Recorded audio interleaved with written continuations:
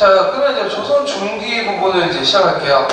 자, 조선 중기 이제 정치와 대외관계 부분인데, 요번에 사리제 대두하고 분단 정치를 수조 맞춰서 공부를 해주시는 게 좋을 것 같아요. 자, 거기 이제 표를 잠깐 보면요, 그 신진사대부가 이제 형용파하고 옹목파가 나눠지죠. 그래서 이제 형용파는 중앙에 정치 진출하게 되고요. 그래서 세조가 이제 집권하는 과정에서 이제 형용파 중에 홍보파가 형성이 돼요. 그래서 이 홍보파가 있고, 그다음 옹목파 같은 경우에는 참여를 거부하고 내려한 살인파가 되죠. 예. 근데 이제 홍보파들이 이제 중앙 집권을 강화하고, 그다음에 자기의 이제 농장을 확대시켜서 황총사회를 장악하려고 하니까 그걸 반발해서 살인파들이 황총사의 그 유황 독립운동이나 서원 건립운동이나 하역 보호운동을 하고 또 중앙에 올라와서 3, 4원 이렇게 진출하죠. 그러면서 이제 홍보파와 살인파의 대립이 나는 게 사화가 되고요. 그리고 이제 결국엔 누가 집권했죠? 살인파들이 집권을 하게 되죠. 자, 그러면 홍보파하고 살인파의 이제 그 뭐냐면 비교를 해볼게요. 그러니까 앞에 그 전에 비교했을 것은 옹골파 사대부하고 급진파 사대부였죠. 형용파 사대부. 근데 서로 연결되지만 꼭 일치되는 건 아니에요. 이거 좀 기억을 해주시면 되고요. 거기 이제 홍보파를 간악파라고 하는데 좀 지우세요. 간악파는 이제 형용파 사대부와 관련된 거니까. 네. 자, 기호는 형용파 사대부예요. 홍보파의 기호는. 네. 그 다음에 정치적으로 이제 조선을 개창을 주도했고요. 중앙집권 부국강력을 추구하고, 그 다음에 왕도뿐만 아니라 폐도를 인정했다.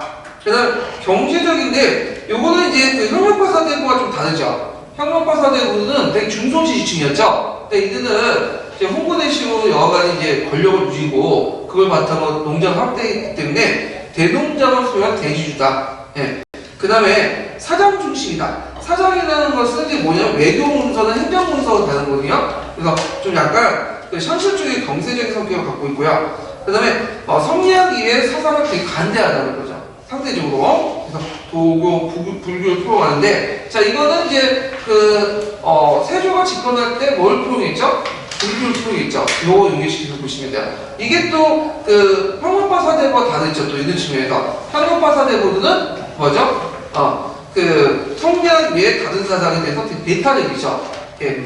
그 다음에 이제 사강은 당군을 중시하고요. 업적은 15세기 민족문화의 발달에 크게 기여하고 기후지방 출신이고, 이때 기후라는 것은 경기도하고 충청도, 그 다음에 양성은 성균관과 지평관, 지편전 이렇게 있는데, 홍보파 중에 이제 누구예요? 대표적인 신숙준. 지편전 학자 중에 두 가지로 나누죠. 끝까지 이제 세조에서 개겼던 애들과 거기에 이제 현실과 투입했던 애들, 이렇게 이제 보시면 되겠죠. 자, 살인파를 보죠. 살인파는 옹목파 사대부가 기원이에요. 물론 여기 옹목파 사대 기원에도 다른 점이 좀 많아요. 이들과 또. 자, 그래서 정치적 역사문명을 거부하고요. 명분과 도덕, 의리를 관계. 그래서 홍보파들의 내부는 애들을 말한 것처럼 반은 뭐야? 성리학이지만 반은 뭐죠? 판단력, 국가주의적 사고방식이죠. 근데 살인파 같은 게 철저하게 100%보다 순수 성리학자들이에요. 이 사람들이요. 그 다음 패도를 배격하고 왕도를 추구하고요. 그 다음에 살인파들은 지방의 중소지주다. 이거 옹목파 사대와 좀 다르죠? 네. 그 다음에 경악을 중요. 경악이라는 것은 이제 사서 오경처럼 유교 경제가 강조한다는 거예요. 그래서 간여적 이기론을 중시하고, 그 다음에 또 사상적으로 보면 이게 옹목파 사대와 좀 다른데 성리학 위에 다른 사람 다 배격해 보이죠. 예. 그리고 이제 조나주의, 기자들 중요. 그래서 16세기는 당근보다 누굴 더 중요시하죠? 기자들 중요. 기자는 누구한테 왔어요? 중국부터 왔잖아. 중화문명의 상징이죠. 예. 이런 것도 좀 기억을 해두시면 될 것 같아요. 그 다음 업적을 보면 16세기 이후에 사상을 주도했고요. 저 영남 출신에 있다가 기호지방으로 확대는. 그래서 이제 있고, 그 다음에 양성은 서원을 중심했다. 이렇게 이제 보시면 되겠죠. 자, 그리고 홍보하고 이제 살인과는 이제 지도도와 관련된 내용을 한번 찾아볼게요. 274페이지. 여기가 좀 주변에 시끄러워요. 무슨 행사가 있나봐.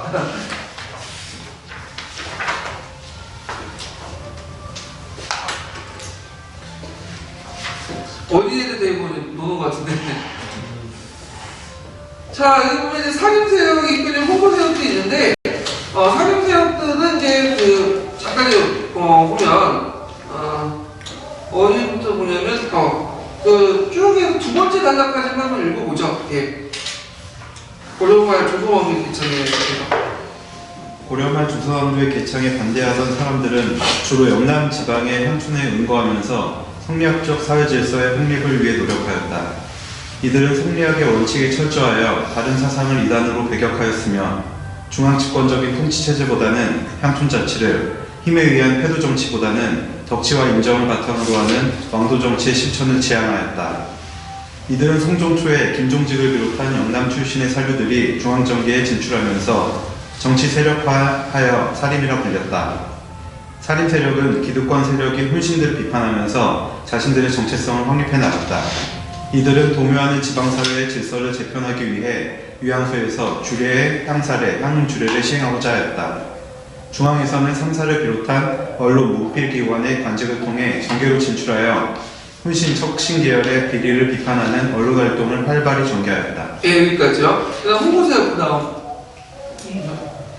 고려말 조선왕조의 건국에 적극적으로 참여하여 정치 권력과 경제 기반을 확보한 사람들은 이후 여러 차례의 정치적 변동 과정에서 공신에 책봉됨으로써 정치, 경제적 기반을 더욱 강화하였다. 이들은 특히 세주의 집권 과정에 적극 협조하여 15세기 말에서 16세기 초에 집권 세력으로 자리를 붙이게 되면서 이른바 흥국파로 성장하게 되었다. 이들은 세종대의 지편전 출신과 세조에게 개인적으로 충성하던 사람들이 중심이 되어 기유정난과 사육신의 단종포기 사건 처리와 예종대 남이의 옥사, 성종포기의 공로 등으로 거듭 공신으로 책봉되었고 왕실과 혼인관계를 맺어 지위를 더욱 강화하였다. 홍구파는 성리학을 사상적 기초로 받아들이면서 성리학을 고집하기보다는 부국 방면과 민생 안정에 도움이 되는 한에서 다른 사상 체계에 대해서도 비교적 포용적인 태도를 보여주었다. 한편 이들은 정치적으로 중앙집권 체제와 패도적인 통치를 지향하였다. 이들은 조선 초기의 문물제도 정비에 기여한 공이 크지만 15세기 말에서 16세기 초에 이르러 경제적으로 많은 폐단을 저해내어 사령 세력의 집중적인 비판 대상이 되었다. 그리하여 몇 차례 사활을 일으키게 되었고 결국 성조의 즉위와 함께 살인 세력에게 정치적 실권을 빼앗기고 정치적으로 실격하고 말았다. 예.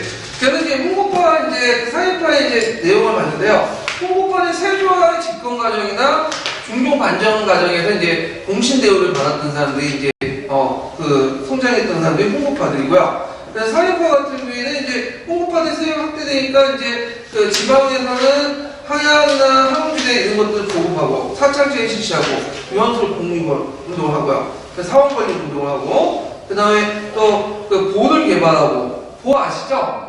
보라는 것은 예전에 말했처럼 그 강의 하류에 막아가지고 하는 건데 제어가 좀 규모가 큰데 보는 규모가 좀 작거든요. 그래갖고 이제 저수지를 많이 만드는데 그 공헌을 했고 그다음 이항법 보급에서 이제 보호의 위치가 상당히 중요해요. 그래서 수의시를 하게 역할을 했다. 그래서 이렇게 있고 그 다음에 이들은 좀 중앙임을 나와서 성사를 통해서 훈시과 천식계를 비판하는 과정에서 뭐가 일어났죠? 사화가 일어났죠. 4대 4. 예. 그래서 이런 내용인데, 자, 요거는 이제 정치사적인 측면에서 이제 보는 거고요. 그 조선 그 사회사를 이제 볼 때 특징이 뭐냐면, 항상 그 정치적 변화에는 뭐와 관련돼서 연관돼 있죠? 사회 경제사와 관련돼 있어. 예. 그래서 사회 구조사라고 이제 얘기를 하죠. 그래서 이를 위해 좀 사화 발생, 그러니까 사림세력의 성장과 사화의 발생을 정치적 형상에서뿐만 아니라 그 밑에 깔려있는 사회경제적 형상과 또 연결시켜서 좀 봐야 돼요. 자, 요걸 한번 이제 보면 제가 정리를 좀 해봤는데요. 자, 일단은 이제 고려 후기 때부터 해서 조선 전기 때까지 농업 생산량이 증가됐죠. 그래서 연작상경, 연작상경은 다 아시죠? 해마다 농사를 짓는 거, 예. 수의시설, 그 다음에 시민법, 관광공법 같은 그런 것도 있으니까 잉여가 많이 발생이 되죠. 그래서 하산도를 중심으로 해서 15세기 말에 가면 장시가 형성돼. 이때 장시라는 것은 국가가 만든 간설 시장이 아니라 자연적 발생 쪽으로 이제 형성된 걸 장시라고 하죠. 그래서 이제 장시가 서로 연결되면서 전국적인 유통망이 형성되고 또 대외무역도 발달되죠. 이때 대외무역은 공무역이 아니라 사무역이야. 그래서 이제 은하고 명포가 결제수단으로 사용되는데, 자, 은이 왜 결제수단으로 사용했을까요? 이거는 명나라가 그 당시 뭘 실시했죠? 지정은제 실시했잖아. 그래서 일조펀퍼 실시했죠. 맞았는데 일조펀퍼 실시하기 이전부터 뭐예요? 은이 널리 사용되기 시작했죠. 그래서 은본위 체제로 넘어가니까 이제 은이 이제 화폐 가치가 높아지게 된 거죠. 자, 그래서 대무역이나 이런 걸 통해서 이제 이익을 챙기고 이제 돈이 이제 확대되니까 이 홍보세력들이 욕구가 자극된 거야. 이 사람들이 이제 그 식량 활동을 하게 되죠. 그 토지를 확대하고 농장 확대하고 이 농장 확대하는 것을 개간 매듭하고 합법적인 방법으로 언전을 개발. 언전을 하면 뭐냐면 오늘 간석지야, 간석지. 그래서 간석지를 개발을 하고 그래가지고 그 9년간의 인력을 동원해서 개발을 했다고 해요. 그 다음에 이제 이에 따라서 또 공납자, 구역자 변동, 특히 방납제. 방납자들이 누구하고 연결되어 있냐면 홍보세력들이 연결되거든요. 그래서 홍보세력들은 그 당시 중앙 관료 간직을 높은 자리에 차지하면서 또 경제를 차지하고 이 경제를 통해 또 유학소도 통제를 하죠. 그러면서 그 당시 지방 함촌에 거주하고 있던 지방 상인들의 경제적 이해관계를 침범하는 거예요. 그러니까 가만히 있을 수 없죠. 그러다 보니까 이들이 이제 그 지방이나 중앙 정부 차원에서 여러 가지 활동하게 되고 결국에는 어떻게 될까? 사업은 평온화됐다. 그래서 사회 경제적 흐름들이 정치 구조와 연관돼서 같이 생각해본다. 해봐야 된다는 거죠. 이거는 사회 발생뿐만 아니라 앞으로 이제 분단 정치나 그 다음에 분단 정치 말폐합 이런 것도 다 밑바닥이 뭐와 관련돼서 설명할 수 있죠? 사회 경제적 변화와 관련돼서 설명할 수 있다. 그래서 정치적 현상을 사회 경제적 변화와 같이 설명한 걸 무슨 사라고 한다? 사회구조사라고 하는 거죠. 그 사회구조사는 관점이 있다는 건데, 근데 최근에 학교에서는 이렇게 보는 사람도 별로 없어졌었지. 근데 이제 교과서 통문에는 하도 그 레파토리가 계속 남아있기 때문에, 요렇게 파악을 해두셔야 돼요, 일단은요. 자, 그 다음에 뭐 살인들의 성공 관련돼갖고 뭐 정양살인파, 살인파 훔촉과 동양 동일시하는 변화 등등 있는데 이거 우리가 알 필요 없겠죠? 건너뛰고 자, 그 다음에 4대4를 보죠. 4대4 자, 여기에서 이제 사화라는 것은 선비사자다. 선비사자 그러니까 선비들이 하를 입었다는 거야. 그래서 이제 그 중고등학교 가면 이제 애들이 외우기 쉬는 게 이거죠. 순서 모사, 갑자사, 그다음 기묘사, 을사사 뭐 다 외우고 있겠죠? 보시면 좀 문제가 있는 거고, 이거는. 자, 그러면 이제 사화의 정의를 보죠. 사화는 성종 때부터 중앙 정계에 새롭게 이제 진출한 세력들이 뭐냐면 누구하고 싸우면서 일어난 거예요? 홍보들과 싸우면서 일어난 것들이 사화다. 이런 것들은 붕당은 뭐죠? 붕당 정치는 사화 중 다들 붕당은 살인파 안에서 갈라진 거고, 이거 누구와 누구에 대립인 거예요? 살인파와 홍보파. 또는 홍보파가 대립인데, 거기에 누가 끼어든 거야? 살인이 끼어들어서 당한 것도 있거든요? 이렇게 정의를 내려볼 수는 있겠죠. 그래서, 모사는 연산군 때, 사초 문제 일어나고, 갑자사화 같은 경우 폐비 위치 사건 때문에 이제 연산군 때 또 일어났죠. 그 다음에 김효사는 조광의 혁신정치에 반발해서 일어난 거고, 그 다음에 이제 을사사화는 대윤, 소윤 이렇게 해갖고 이제 뭐냐면 그 외척끼리 싸운 건데 거기에 살인들이 서로 연결되면서 큰 피해를 입은 거예요. 자, 그러면 그 관련된 내용들을 한번 계산 차원에서 한번 볼게요. 자, 리베르 쪽으로 한번 볼게요. 리베르 쪽으로.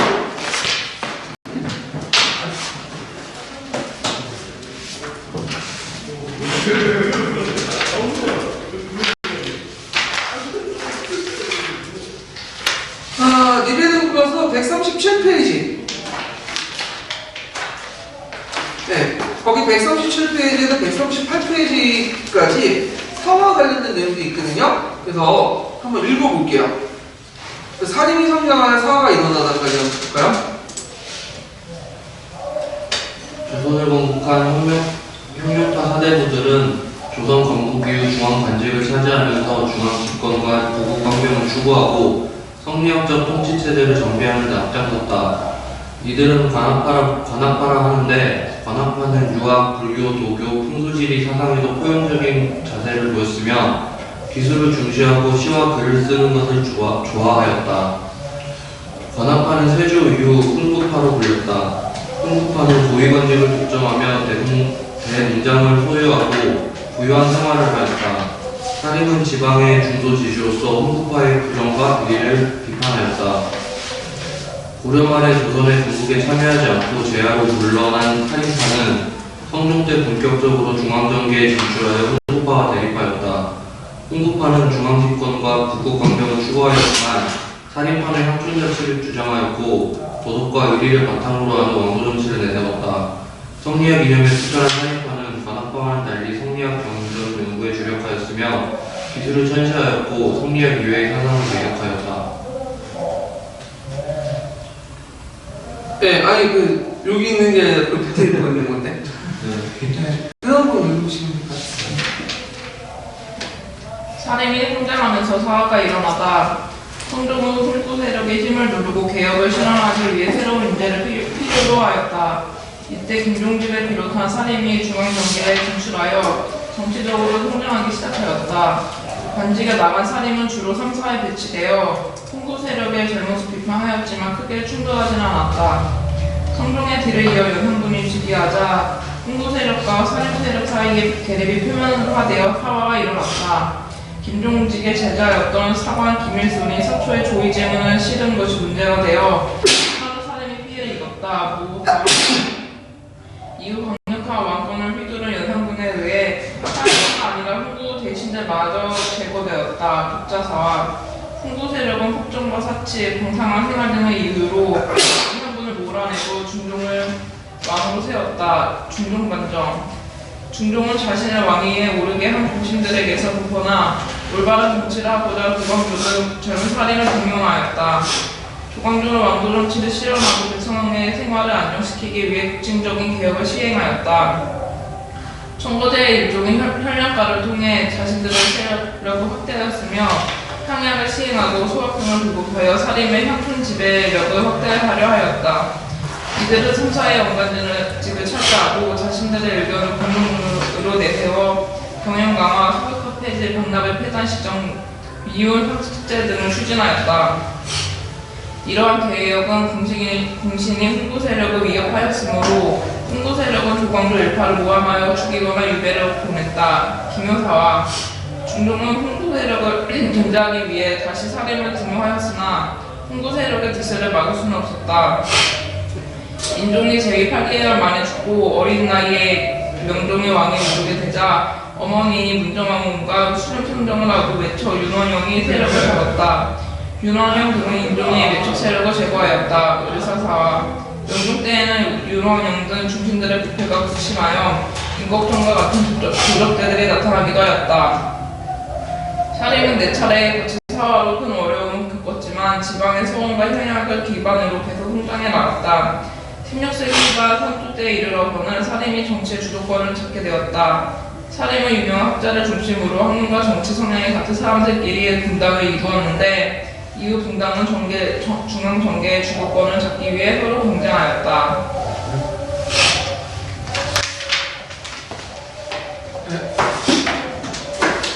자, 그러면 이제 사대사를 이제 볼게요. 자, 그럼 먼저 이제 그 사 중에 이제 사 분단의 차이죠. 아까 말했던 사는 누구와 누구의 싸움이죠?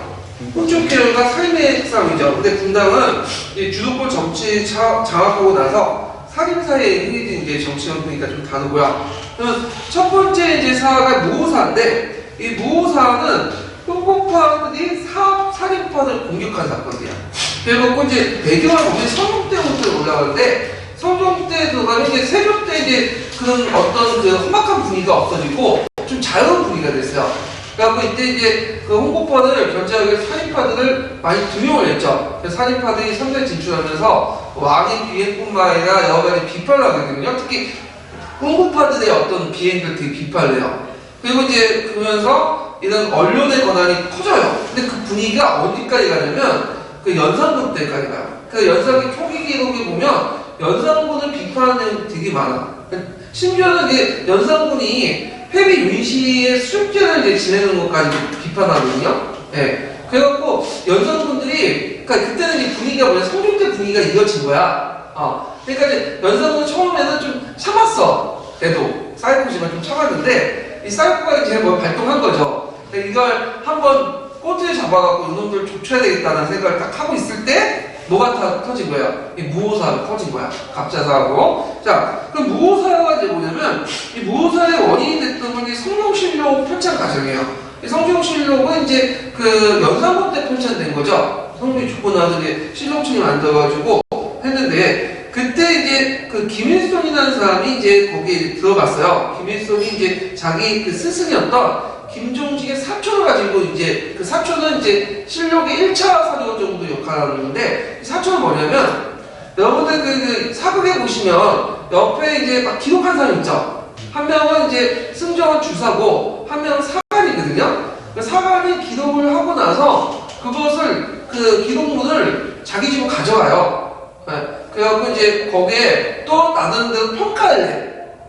그래갖고 그걸 이제 사초인데 이 사초는 이제 자기가 가지고 있다가 왕이 죽으면 실록청을 만들 때 그냥 제출해야 돼요. 제출하지 않으면 처벌받아요. 또 자기가 죽더라도 자기 자식들이 제출해야 돼요. 근데 이제 김종직이 그 당시 죽었거든요. 하여튼 이제 가족들 제출했겠죠. 사초를 보니까 조의제문이 있는 거야. 그 조의제문 때문에 이제 발달이 되는데 원래 처음 발달은 이것 때문에 된 건 아니고요. 누가 되냐 우리가 보통 이제 그 김종직의 조의제문 이전엔 무슨 사건이 있었냐면 김일성이 들어갈 때 사초 안에 또 무슨 내용이 있냐면 그 김종직의 사초에 누구를 비판하는 내용이냐면 홍보파였던 이국동이라는 사람이 있어. 이국동이 세종비 정임하고 국상 때 전라북 사이에 있으면서 근신하지 않고 기생과 너가 나왔다. 그 불미스러운 사실들이 사촌에 있었던 거예요. 그러니까 이제 이거에 대해 이국동이 그걸 그대로 남기면 안 되겠죠. 실록에. 자기가 평생 동안 욕을 먹는 거 아니야. 그래가지고 가가지고 부탁을 했어. 김일성한테. 이거 좀 빼달라고. 사초에서. 근데 김일성이 너 이거 실현해야겠다 하니까 이제 좆된 거죠. 이국동 입장에서는. 평생 동안 후대에 맨날 욕을 먹는 거잖아. 근데 오히려 이런 행동이 더 기록에 남아있어요. 지금요. 그래서 무슨 얘기 알게 되는데 이국동이 누굴 찾아갔냐면 유자감을 찾아간 거야. 그 유자감 유명하죠. 천하의 간신배로 유명하죠. 이 사람은 이제 뭘 죽였어요? 남이장군 모함에서 죽였잖아. 그래서 이 사람 이제 찾아갔는데 유자감도 김일성을 별로 안 좋게 생각했어. 비판받고 그러니까. 그러니까 둘이 짜가지고 이제 하는데 요거 가지고 이제 왕한테 올리기는 이게 자기가 이제 그 예전에 뭐 술 먹고 놀았다는 걸 빼달라는데 김일성 안 빼줬다. 그런 식으로 얘기는 좀 그렇잖아요. 명분이 없으니까 뭘 찾아냈냐면 조의제문의 사초를 찾아낸 거야. 그럼 조의제문의 내용이 뭐냐면 의제라는 말인데 그 의제가 중국의 초남 화양으로서 조의제문을 적어놨는데 이게 무슨 내용이냐면 이제 중국사를 보면 거기 이제 그 초나라라는 나라가 있어요. 초나라 마지막 왕이 억울하게 죽었어요. 그래서 나중에 이제 그 유방하고 항우가 어디서 일어났죠? 초나라에 일어났잖아요. 그러니까 초나라 사람들의 일침을 끌려고 그 당시 억울하게 죽은 마지막 초나라 왕의 후속을 찾아서 의제로 내세웠어. 잠깐. 근데 이제 진나라가 멸망하고 나니까 의제가 이제 필요가 없는 거야. 그냥 거추장서. 그래서 이제 항우가 의제를 이제 배에 태웠다가 배에 구멍을 내고 얘를 이제 수장을 시켰거든요.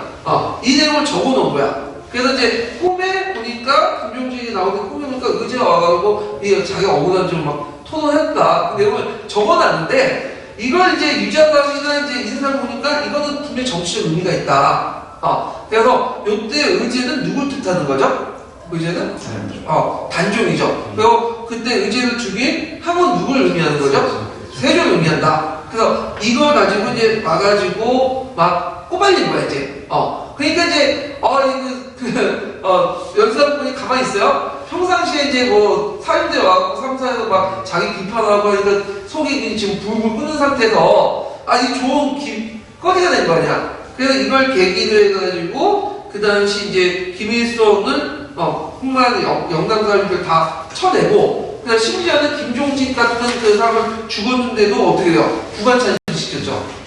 그래서 간을 꺼내갖고 이게 뭐냐면, 목을 패고. 그런 이렇게 이제 했다. 자, 그래갖고 이제 이걸 계기로 해가지고 그 당시 그 항원주의나 항사 같은 기구들이 흡파되고 영남 사람들이 되게 몰락을 했어요. 되게 이제 몰락을 했다. 좀 기억을 이제 해주시면 되고요. 그 다음에 그 갑자사인데 이 갑자사는 어미님하고 살인하고는 관련이 없어요. 홍보파들이 주 대상이었거든요. 네, 저 이제 그 뭐냐면 페리 윤씨와 관련된 그 홍보파들 이제 대상이었고 주로 근데 거기에 이제 그 뭐냐면 뭐예요? 살인파들이 좀 끼었다가 이제 좀 당한 거야. 갑자사는요. 자, 이 갑자사의 원인은 뭐냐면 이 그 연산군이 중반 때 들어가면 벌짓을 다 하죠. 사이코 같은 짓을. 그래서 자기 반대하는 사람 무조건 다 죽여버려. 그래서 연산군이 이제 중반에 들어가면 반대하는 사람이 없어. 왜냐면 입 잘못 돌렸다면 어떻게 돼요? 죽으니까. 그리고 그때 이제 했던 것이 능상이야. 능상 주상을 능멸했다. 자기를 우습게 봤다는 거지. 그런 이유로 해가지고 막 사람을 죽이고 그다음 3사 언론기능도 다 마비가 됐죠. 근데 통제를 못하는 거야. 그 건국대전의 어떤 법 운영의 본질 등등 해가지고 있는데 그때 때마침 또 뭐냐면 생모 유신 폐비 사건이 일어나요. 이게 예전부터 알고 있었는데 지금도 그렇지만 이제 뭐냐면 키운 거지. 뭔가 컨서에서 자주 하잖아. 국정원에서 뭐 북한발 뉴스 이렇게 터트리고 이렇게 하는 것처럼 예전부터 있었던 건데 요때 한번 터트린 거야. 그래가지고 그 폐비 윤씨와 관련된 풍부파들 주로 자기 이제 권력 기반 그 측근세들이 많거든요. 이 사람들 관련된 다 쳐낸 거야 그냥. 자, 그러니까 이제는 이제 갑자사를 통해서 이제 완전히 절대 왕권을 누리는 거죠. 절대 왕권을. 그러니까 이제 같은 그 옆에 홍보판이나 측근세력도 겁난 거야. 왜냐면 지금 김정은처럼 뭐예요? 자기 측근세력도 뭐 마음에 좀 안 들면 벌금까지 합법했다고 쳐내는 건데, 조금만 하면 이제 쳐낼 수 있는 거예요. 그럼 자기가 언젠가 죽을 수 있는 거 아니에요? 그러니까 안 되겠다. 누군가 연산군을 쳐야 되는데 차라리 우리가 치자. 그래가지고 일으킨 것이 뭘까요? 중종반전이죠. 자, 그래서 이렇게 이제 있는데 이 갑자사의 결과는 신규제의 살인 후시세에게 손을 대고 남아있는 살인도 제거되고요. 그 다음에 연산군의 치인체가 구축된다. 그러니까 폐비 윤씨를 충성하는 관련인데 솔직히 폐비 윤씨 사건은 하나의 명분에 불과하고 그래서 보면 이제 그 후에도 뭐 술 처먹고 막 놀고 그래요. 그래서 그 유명한 말 있죠? 그 저기 흥청망청. 네? 흥청이라고 해서 이제 그 뭐냐면 그 예전에 왕을 이제 투표로 기생이 흥청이라고 그랬거든요. 흥청을 뭐 수십 명 수백 명 뽑고 그 사람들 망청하고 막 놀고 흥청망청이라고 여기서 나온 거 아니에요.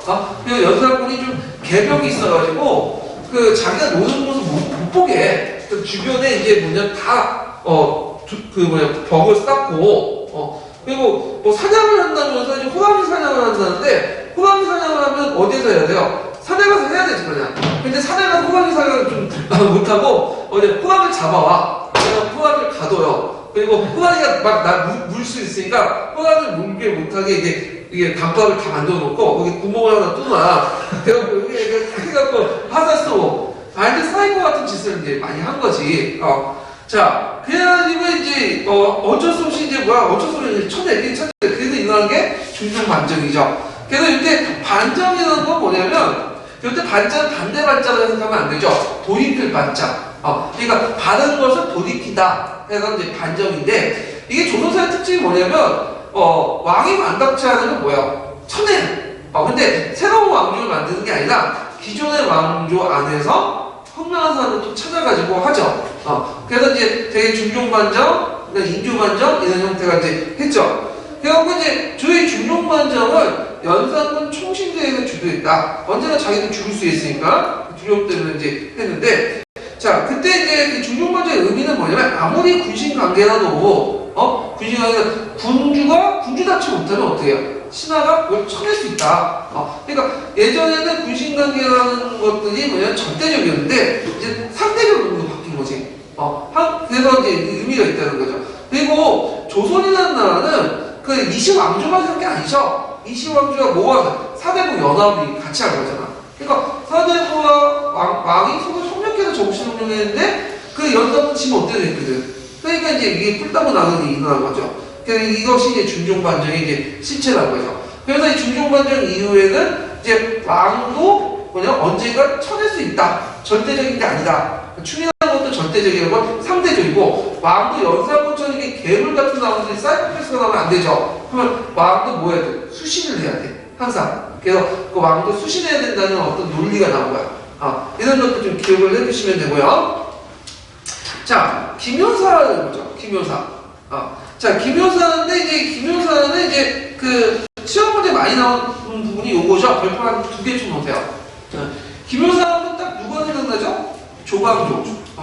걔는 이제 그 준종이 이제 딱 지기하는데 이 준종은 자기가 왕이가 되고 싶어서 왕이 됐던 사람이 아니고 민주하고 달라요. 그래갖고 떠밀다시피 그냥 왕이 됐던 사람이야. 그러니까 그 당시에는 이제 초창기 때는 왕권이 강해서 신권이 강했어요. 신권이 강하겠죠? 그래서 이제 이 신권을 강하게 받다고 해서 모두 된 거예요. 의정부 서사대도 정착이 된 거 아니에요? 예.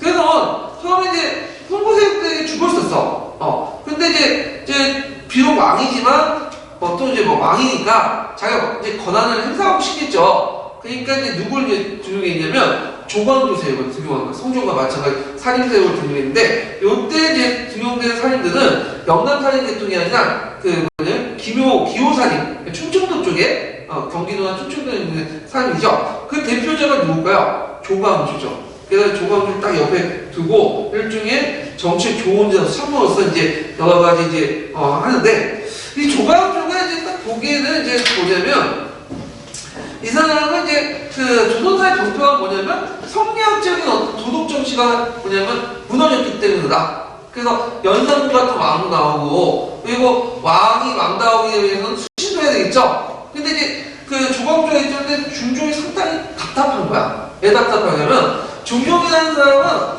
왕이 되고자 해서 왕이 된 사람은 아니죠. 그러니까 예전에 왕이 되고자 했던 사람은 세자 거치면서 또 교육도 받고 그 세자 시절에 자기 오른팔도 있고 왼팔도 있고 생기면서 이제 왕이 오는데 이 사람은 그까지는 전혀 없었거든. 그러니까 왕다운 교육을 제대로 못 받았잖아. 그러면 잘못하면 연산군 쪽으로 될 수가 있겠죠. 그러니까 이제 경영이나 이런 걸 통해서 계속 뭐냐면 교육을 시킨 거야. 근데 처음에는 이제 중종이 뭐냐면 조광조의 어떤 참신한 기품을 보고 반해가지고 잘 들었어 많이. 근데 쓸데없이 와가지고 잔소리 해대고 그다음에 벌것도 아니고 가지고 우겨가지고 이제 하니까 질린 거지. 거기다 이제 그 조광조와 그 무리들이 이제 언론을 중심으로 해갖고 왕권을 제압을 하고 결국은 밀지를 내렸죠. 홍보색 때에. 그래서 군사 쿠데타를 일으켜가지고 뭐 했다? 쳐낸 것이 뭐냐면 김효사한 거죠. 이렇게 이제 기억을 해두시면 되죠. 자, 그러면 이제 그 내용들을 이제 보면요. 이 조광조는 이제 상사 언론직에 이제 그 자기 세력을 배치시키고 홍보 대신을 비판하고요. 왕도 정치를 내면서 급진적 개혁을 요구하고, 그다음 천인군주, 도합정치, 지치주의는. 그래서 이제 천인군주는 뭐냐면 왕도 뭐 해야 된다? 수신해야 된다. 연산군 같은 왕이 나와서는 안 되잖아요. 그다음에 도합정치는 뭐냐면 성리학을 바탕으로 해서 정치를 해야 된다. 그래서 이제 성리학을 통해서 바탕으로 해서 왕이 수소, 지배층들이 수신을 통해서 자발적으로 이렇게 모범을 보이면 인민들도 어떻게 될까요? 자발적으로 따를 수밖에 없다. 그래서 도합정치를 내세우고요. 그 다음에 이제 그 지치주의는 뭐냐면 성리학이 제일 강조되는 게 뭐죠? 교화죠. 그래서 교화를 강조해. 그래서 이런 것들. 그래서 이런 것들이 정책에 다 반영이 돼요. 네. 그 내용들을 보면요. 일단 연산군 때 잠깐 폐지됐던 경영을 활성화시키죠. 그래서 경영을 활성화시켜서 이때 이제 뭐라고 했죠? 중종한테 잔소리를 너무 많이 해야 되는 거야. 그것 때문에 이제 헷갈렸는데. 자, 그 다음에 언론을 활성화시키고요. 박람회 폐단을 지적을 하죠. 네. 그 다음에 이제 예전에 한번 시험 문제 나왔던 것이 뭐냐면 이제 아까 얘기한 것처럼 지치주의, 도합주의, 정치 같은 게 다 뭐와 관련된 거야? 성리학 그 논리 보호하고 관련된 거죠. 교환을 강조하고 뭐 이런 것들이. 그래갖고 성리학 보고에 상당히 노력을 하는데 그거 에어두세요. 별표 한 3개 쳐놓고. 왜냐하면 시험 문제 나왔으니까. 자, 일단 함약을 보급하려고 하죠. 이게 한번 예전에 한번 함약 관련된 문제가 나왔는데, 자, 이때 이제 함약을 이제 왜 보급하려고 했냐면, 예전에는 그 살인대 유황수를 장악해가지고, 거기에 항사랑 항우주를 유치하려고 했어요. 근데 유황수가 누구한테 뺏겨요? 송건선에 뺏기죠? 그러면서 이제 방향이 돌린 거야. 뭘로? 함약 보급으로. 네. 그래서 이제 함약 보급을 하려고 하고, 그 다음에 이제 2단을 배척한다고 해서 소격수 소격서나 기신제 이런 걸 표현시키는데 소격서 같은 경우에는 이게 뭐냐면 예전에 그 궁중에 있는 아녀자들이 그러니까 왕이나 뭐 빈이나 뭐 나인이나 이런 여자들 있잖아요. 여자들이 그 이제 소원을 빌었던 곳이에요. 도교하고 그 민간신하고 각각 관련된 건데 이게 마음에 안 든 거야. 그래갖고 처음에 이거 폐지를 주장하니까 이제 중종이 그 전에 그만하라고 했는데 계속 거절하니까 이제 어떻게 돼요? 땅바닥에 얻어서 이제 그 삼사들이 어림용이라는 말 있죠? 합의를 해가지고 안 들어줄 때까지 막 아니 되옵니다. 그러니까 중종이 어떻게 귀찮아서 폐지시켜버린 거죠? 그래서 이제 이랬는데 이런 게 있고 그 다음에 정몽주, 김경필, 정영찬 다 누구 계보죠 지금? 사립대 계보죠. 그러니까 문무배양한다는 것은 국가에서 그 공식적으로 인정을 해준다는 거야. 물론 정몽주 같은 사람은 나중에 복권이 돼요. 언제 복권이 되죠 이 사람들은? 태종 때. 그래서 이제 이방원이 정몽주를 죽였는데 자기가 복권을 시켜줘. 근데 왜냐면 이 정몽주 같은 사람은 고조의 충신이지만 그 사람들은 계속 이제 그 위를 충원을 강조해야지 뭐예요. 그 조선에 충신이 생길 거 아니야. 정몽주처럼 강조함으로써 너도 조선왕조에 충성해라. 그래서 정몽주에 대해서 그 조선왕조 실력을 보면 되게 양면적인 게 뭐냐면 처음에 정몽주에 대해서 막 욕을 해. 근데 끝에 졸기에 보면 정몽주의 칭찬을 되게 많이 써줘요. 그래서 좀 양면적인데 하여튼 정몽주나 이런 것들을 해서 문무배양을 하고 그 내수사 장인데 내수사라는 것은 뭐냐 하면 예전에 말한 것처럼 왕이나 왕씨는 제사를 가질 수 없죠 원칙적으로. 근데 이제 그 세조 때부터 이 내수사를 만들어갖고 이제 그 왕씨나 중심으로 해갖고 그 제사를 받게 돼. 그게 여러 가지 폐해가 있어. 특히 한간대에 와가지고 내수사를 받다고 해갖고 이제 장리라는 건 뭐죠? 곤이 되죠. 그래갖고 이제 폐단이니까 이걸 폐지하자. 그 다음에 주저가는 소학 같은 걸 보급을 하자. 그래갖고 이제 이때 보급하는 과정에서 언해 작업을 하죠. 언해 작업은 뭐예요? 한글로 만든 거잖아. 한국은 어려우니까. 그래서 이런 것들을 통해서 성리학적 유교 질서를 널리 한총사에 보급시키려고 했다. 그리고 그 과정에서 누구의 권한을 강화시키려고 했죠? 살인대 권한을 강화시키려고 했다. 네, 외워두세요. 이거 예전에 성리학적인 보급 관련된 것도 나왔고, 그 다음에 이제 군전제, 한전제 같은 토지 집중 완화, 이런 것들을 제안을 했고요. 군전제라는 것은 여러분들 안에서 땅을 똑같이 나눠주는 거고, 한전제는 뭘까요? 땅의 토지 소유를 막는 거죠. 물론 이제 실시했다보다는 그냥 계획을 했다라고 보시면 돼요. 그냥 제안을 하고. 자, 그 다음에 이제 또 여기는 안 나왔지만 여기 빠질 것 같은데, 무슨 가를 실시했죠? 혈량가를 실시했죠. 이거 하나 집어넣으세요. 여기 빠졌네. 혈량가를 실시했는데, 혈량가라는 것은 뭘까요? 혈량가는. 자, 이 혈량가는 어디에 나온 거죠? 한무제가 한거 이선제를 실시했죠. 그래서 그때 이제 실시한 게 혈량가야. 혈량가, 그 다음에 효력가, 수제가 세 가지 과목을 실시했잖아. 그래서 혈량가라는 것은 이제 천재지변이나 이런 것들이 일어날 때, 그걸 대응하는 차원에서 그 인재를 선발하고, 그 인재가 이제 중앙에 올라가서 공단을 올리면 그걸 보고 인재를 선발하는, 추천하고, 그 다음에 그 과거 시험제도가 가압된 내용인데, 이 혈량가를 내서 주로 이제 누구 세력을 많이 등용했을까요? 당연히 자기세, 기묘사님들 이렇게 등용하는 제도를 이용했다. 이런 것들 좀 기억을 해주시면 되고요. 그러면 이제 조광조가 왜 몰락을 했냐? 결정적인 계기가 됐던 것이 유연상주죠. 유연상주는 뭐냐면 중종관청 과정에서 분명히 복이 없는 데도 불구하고 공신책봉을 받은 사람도 있었다. 그리고 공신책봉을 너무 가대하게 받은 사람이 있었다. 그래서 재평가해갖고 가대하게 받은 사람은 다시 낮추고, 그 다음에 도저히 대상자가 아니면 빼자. 그러니까 이거에 대해서 이제 누가 대대적으로 반발한 거야? 훈신세력들이 반발한 거죠. 왜냐면 훈신세력들 입장에서는 이율삭제에서 공신지구가 뺐느냐 떠나서 공신지구가 박탈당하면 어떤 문제점이 일어날까요? 자기가 받았던 노비나 토지나 이런 것들이 다 국가에 환수되는 거야. 자신의 경제적 기반이 어떻게 될까요? 무너지죠. 네. 그러니까 이제 이때 그냥 이거 가지고는 이거는 이제 결정이 돼 있고, 핑계가 되는 뭐냐면 그 분당을 지어가지고 조광조 우리가 분당을 지어가지고 뭘 했다? 왕권을 능멸했다. 이렇게 꼬말려요. 주초의학도 있지만 이게 결정적이야. 그럼 여기에서 이제 볼 수 있듯이 분당에 대한 인식이 좋을까 안 좋을까요? 안 좋았다는 거죠. 그래서 분당의 부정적 인식이 관련되어 예전에는 시험 문제 나왔는데 하여튼 이런 상태의 문제를 계기 위해서 분당에 관련된 내용을 들어가면서 마음을 이제 설득시키니까 중종 동안 이제 조광조에 대해서 뭐예요? 신문이 났게 되는 거예요. 그러니까 잔소리 해야 되고 그러니까 안 되겠다는 데서 지령을 내려가지고 조광조 일당을 딱 삭스해 버리죠. 조광조 기한 가다가 이제 기다리고 있다가 자기 불려줄 줄 알았는데 불려주기는 뭐예요? 수양만 들고 와서 이제 먹으라 이거 먹고 이제 죽죠. 예. 자, 그래서 이제 이렇게 했다. 이렇게 이제 보시면 될 것 같고요. 그 다음에 이제 마지막 이제 그 사안은 을사사화야. 네, 을사사. 자, 이 을사사화는 엄밀하게 상인들 간의 싸움이 아니라 누구와 누구의 싸움이죠? 외척 간의 싸움이에요. 그래서 중종이 이제 두 번 장가를 했죠. 두 번 장가를 했는데 세 번 들었다. 첫 번째 왕후는 이제 쫓겨나고 두 번째 왕후가 누구냐면 계비가 장경왕후야. 장경왕후가 누굴 낳았죠? 인종을 낳았어요. 인종을. 네, 그리고 장경왕후 외가가 윤씨지만인데 그때 윤임이라는 사람이고 그 다음에 이제 장경왕후가 죽고 나서 등장한 또 세 번째 계기가 누구냐? 그 유명한 문정왕후죠. 네, 문정왕후가 누구냐? 명종이죠. 명종. 네, 명종은 이제 낳게 되죠. 명종의 외척이 누구예요?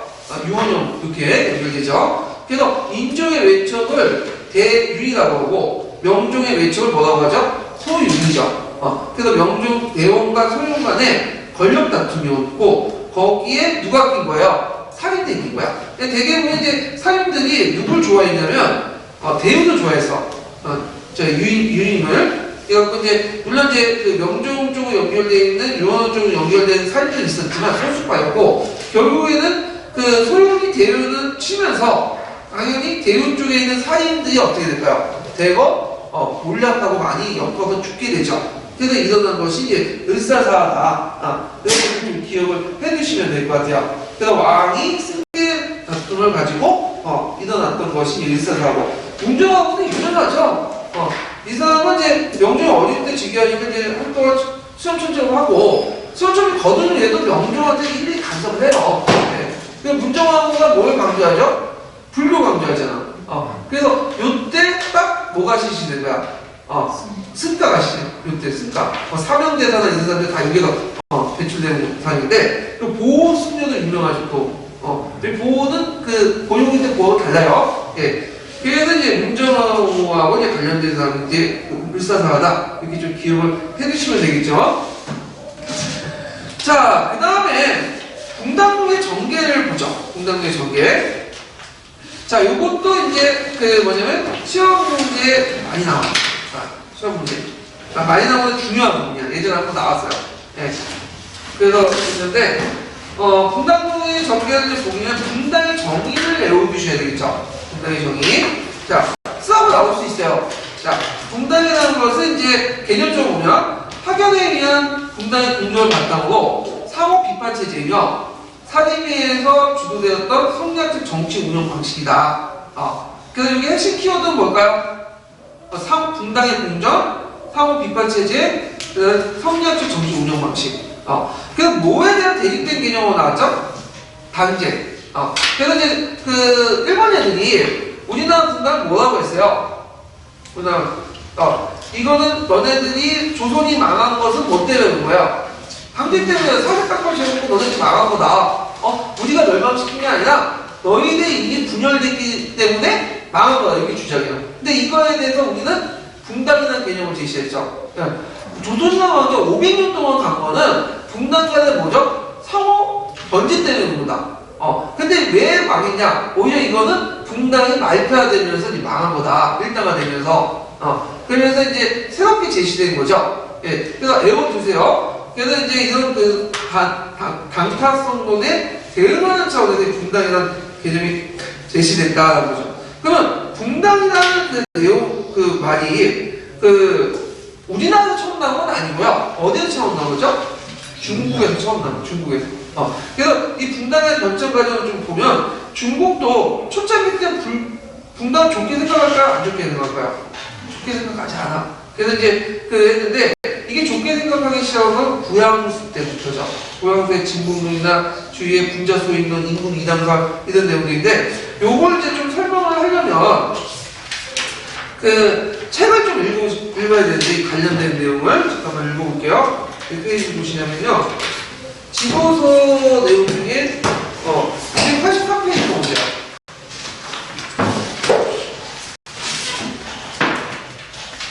이게 쪽수가 약간 잘못될 수가 있어요. 그 제가 한글 파일로 된 거는 하고 그 PDF 파일로 된 게 좀 다르다고요. 이 네. 그래서 PDF 파일을 기준으로 해가지고 283페이지 거 보세요. 요게 지도서에 많이 설명되어 있어요. 분단도의 변천 과정이.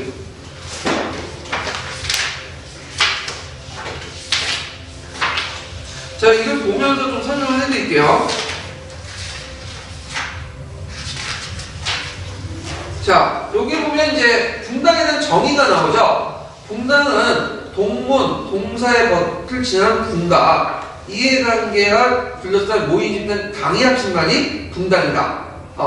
그래서 이제 초기에는 겉의 모임이나 조직이나 일반적 개념에서 후에는 동지가 결합된 당의 사람을 배척한 단체로 개념화됐다. 그래서 중국에서 처음 나온 말이고요. 우리나라에서는 이제 고려시대 당연하는 개념이 있어요. 당연.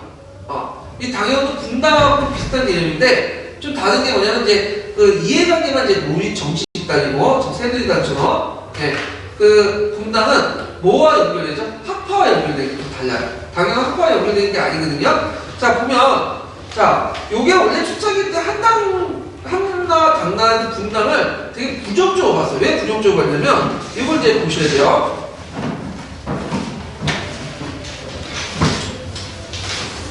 자 한나와 당나라 시대 때 그 한나라의 정치가를 보면 동조세 무슨 사상서 있죠?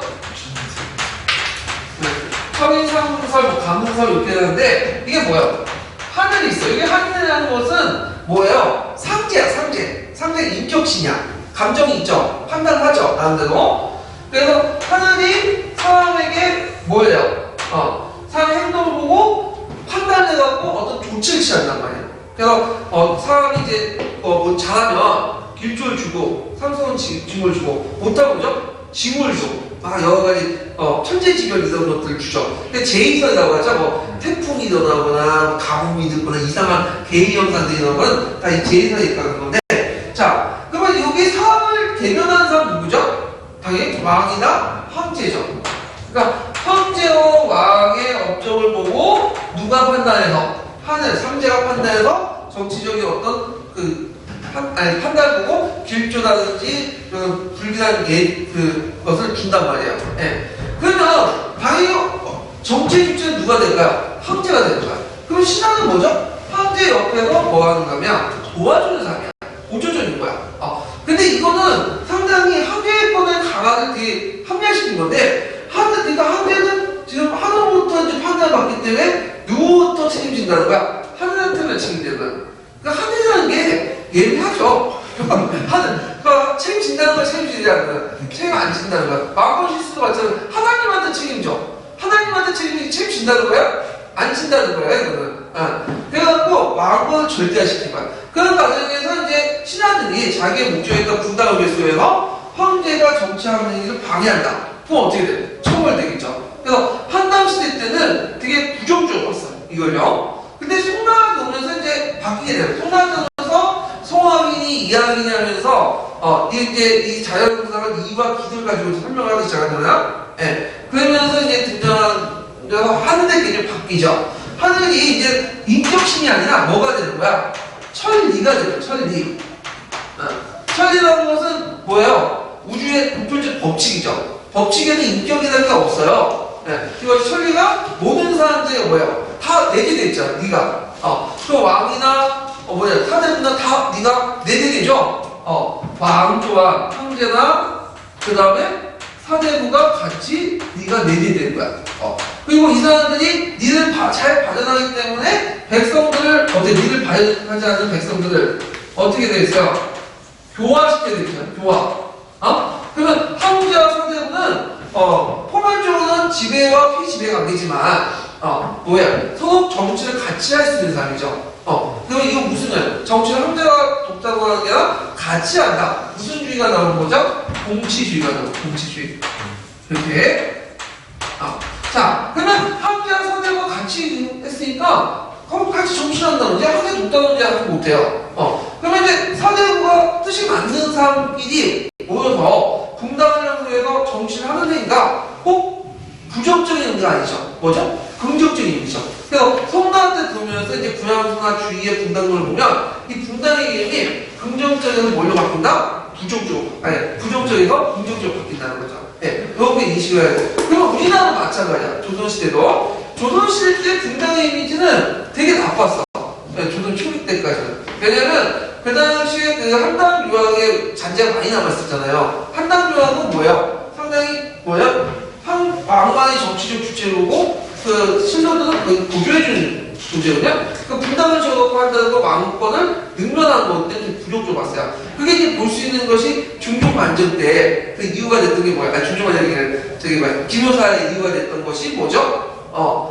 분당을 지어갖고 조광종 우리가 분당을 지어가지고 왕권을 능멸한다. 그거죠. 근데 이제 선조 때 들어오면서 상인들 순수 100% 상인들이 집권하면서 성리학 이념을 이제 정치에 내세우고 공치주의를 내세요. 그 분당은 나쁜 것이 아니라 이제는 좋은 것이라는 인식이 바뀌게 되는 거죠.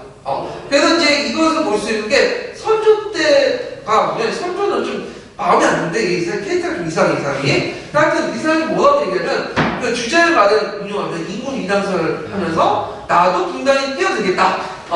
그래서 이제 이때는 선조 때 들어와서는 상인들이 장악하면서 분당의 인식이 부정적에 뭘로 바뀌었다? 긍정적으로 바뀌었다는 거예요. 주가 비슷해요. 패턴이. 그래서 예전에 이 분당에 관련된 전반적인 어떤 인식의 변화 이런 것들이 설명하게 제시가 됐거든요. 하여튼 이제 좀 기억을 해두시면 되고요. 자, 그럼 이제 중국의 이제 분당론을 좀 볼게요. 자, 범주영이라는 사람인데 북송 때 이제 그 관료죠. 군자와 소인이 일찍 다를 유지하는 적없다. 그래서 분당의 존재를 불가피하게 제시했고요. 그 다음 구양수의 분당이 유명하죠. 분당은 다 똑같은 분당이 아니야. 소인의 위궁이 있고 군자에 대한 진궁이 있죠. 그래서 뭘 진정한 분당을 본다? 진궁을 보죠. 근데 이건 진짜 주관점이죠. 왜죠? 자기 답은 진궁이 되고 남의 답은 뭐가 되죠? 위궁이 되는 거죠. 자, 그 다음 주위에는 뭐라고 얘기를 하냐면 주위에 이제 얘기를 분자 소인론이 있어. 분당 만궁론을 부정하고 분당 내 분자 소인이 함께 존재했기 때문에 분자를 두명하고 소인을 배척해야 된다.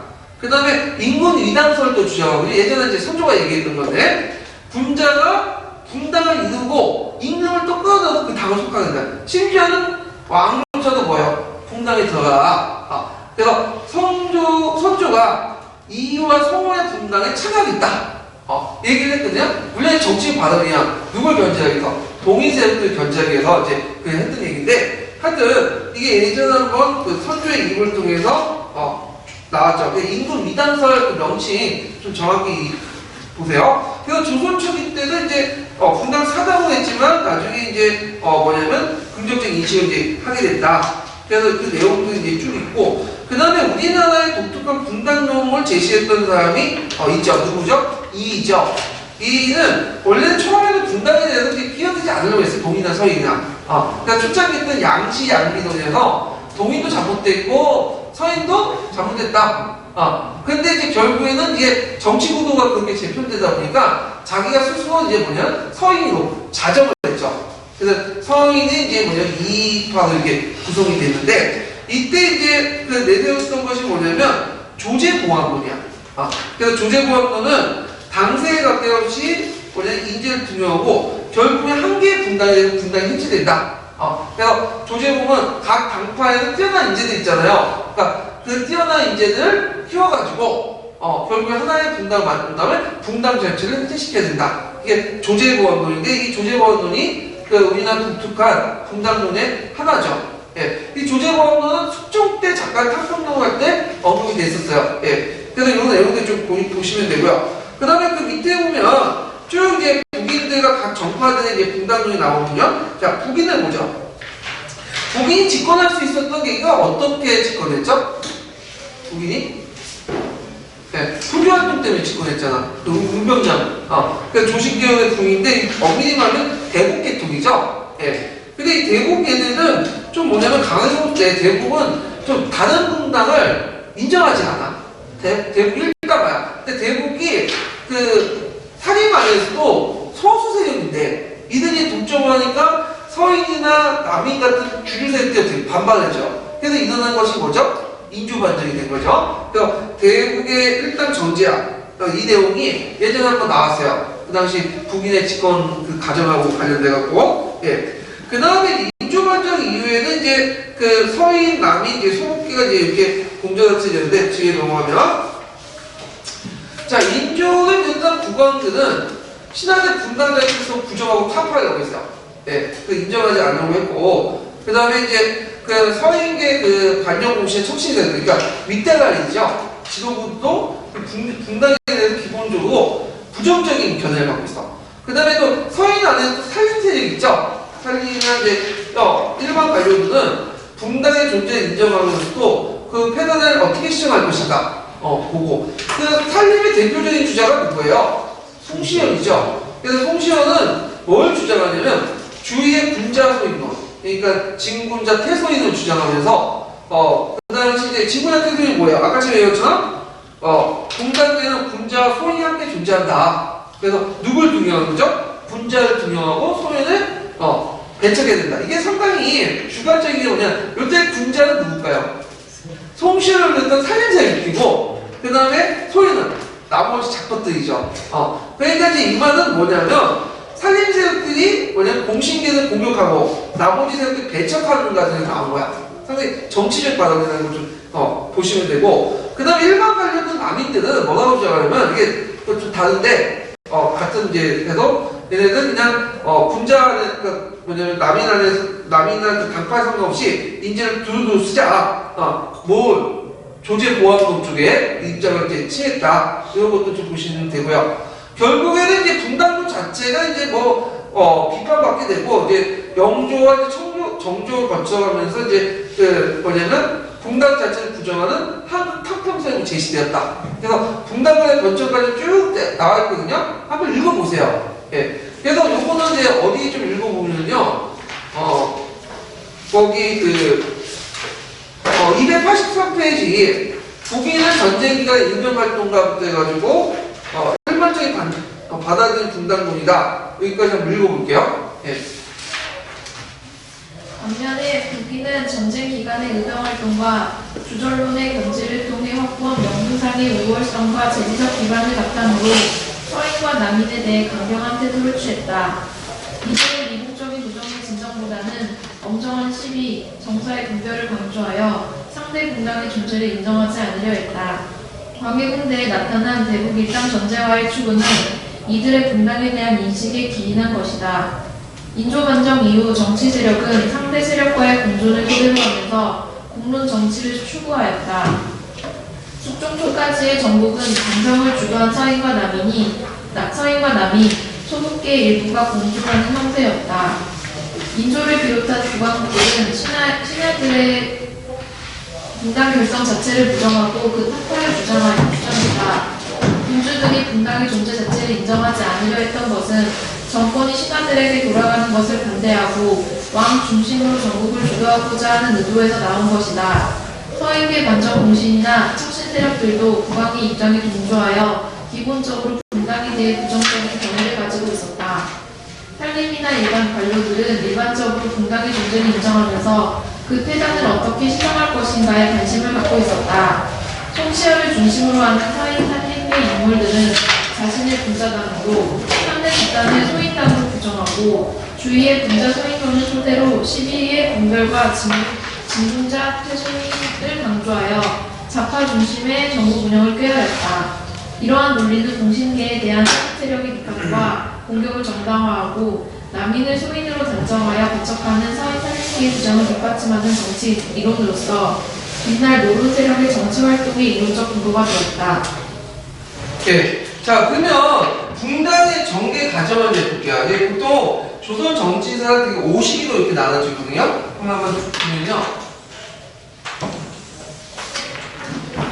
교재 그 뒤편에 좀 있긴 있는데 한번 이제 여기 좀 살펴보죠. 되게 이제 조선사를 이렇게 구분할 때, 조선 정치사를 구분할 때 사회 구조사가 바뀐다고 했죠. 그 밑바닥에는 뭐가 들어가고 했죠? 사회 경제적 변화가 들어가 있어요.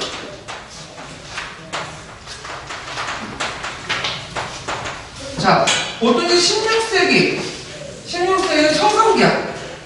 사인들이 이제 등장해서 분당 정치가 이제 형성했던 시기에 되고 이제 있는데 이렇게 있고, 그래서 이제 이 형성기 시기는 이제 되게 어디에든지 어디냐면 강해도 있죠. 강해 그 선조부터 해갖고 그 뭐냐면 언제 인조 시기까지가 그 1시기 현성기.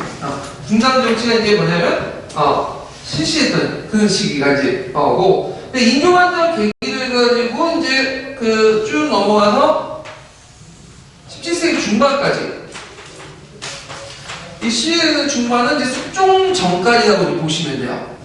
그래서 인조반전의 숙종 전까지 여기 요 시기는 2기예요. 2기. 요게 뭐냐? 분당 정치 항립기죠. 항립기. 이때는 분당 정치 제일 절정이 일었던 시기예요. 인조반전 이후부터 해서 숙종 전까지. 그래서 이때는 누가 같이 공존했어요? 사회가 남이 같이 공존하고 있었던 시기죠. 그러니까 분당 정치 개념 중에 뭐예요? 상호 분당을 인정하는 시기죠. 여기가 그때 이제 나타난 것이 예동논쟁이죠. 항립기 때 예동논쟁은 1차 예동논쟁, 2차 예동인데 지금 뭐냐면 패배한 분당이 계속 남아있어. 물론 이제 전개를 많이 못했지만 상호 분당을 인정했던 시기가 요거다. 근데 이제 17세기 중반부터 해갖고 이제 그 18세기까지 영종종 이전까지 그 주로 숙종 시기죠. 숙종 시기 때 이건 뭐죠? 한국기야. 3기인데 한국 시기는 이제 숙종의 의지에 따라서 뭐예요? 주도하는 분당과 주도하지 않는 분당은 급작이 막 바꾸는 거죠. 정치 내용이. 근데 이 한국 시기부터는 이제 뭐냐? 분당 정치의 말폐화가 일어나요. 말폐화. 붕괴가 된 거죠. 근데 이 분당의 말폐화는 단지 정치적 현상이 아니라 나중에 얘기하지만 뭐가 깔려있죠? 사회경제적 변화가 일어나는 거죠. 그것이 이제 정치 구조의 반영이 된 거고. 자, 그러니까 이제 분당을 제대로 이제 조정하지 못하면 왕권이 약화되니까 안 되겠다 해가지고 영종조 때 걸쳐가지고 무슨 정치가 일어나죠? 탕평 정치가 일어나죠. 사학이야. 탕평 정치가 일어나죠. 네. 그래서 이제 나름대로 왕권을 강화시켰어. 중앙집권 강화시키고. 근데 이제 오히려 이런 왕권 강화 중앙집권 뒤엎고 누가 등장해요? 뒤엎고 세도 정치가 등장하죠. 이걸 바탕으로 해서. 그래서 이제 마지막 5기가 세도 정치기야. 세도 정치기는 아예 일당 정제가 되는 거예요. 한 가문이 몇 개 가문이 완전히 독점하는 거죠. 그래서 완전히 분당 정치가 끝나게 된 거야.